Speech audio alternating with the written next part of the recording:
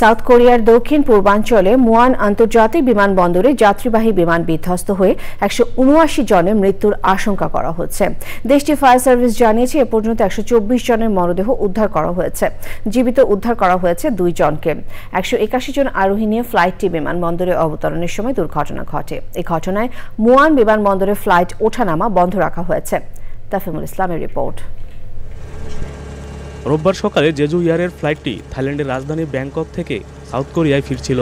বিমানটিতে 175 জন যাত্রী ও 6 জন ক্রু ছিলেন।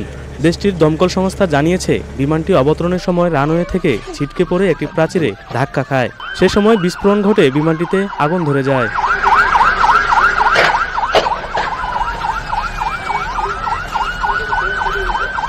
বিধ্বস্ত বিমান থেকে একের পর এক মরদেহ উদ্ধার করে ফায়ার সার্ভিস কর্মীরা। একজন ক্রু ও একজন যাত্রীকে জীবিত উদ্ধার করা হয়েছে।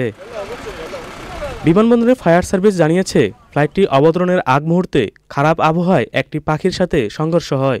সে সময় ল্যান্ডিং গিয়ারও ত্রুটি দেখা দেয়। তবে দুর্ঘটনার কারণ তদন্ত করা হচ্ছে।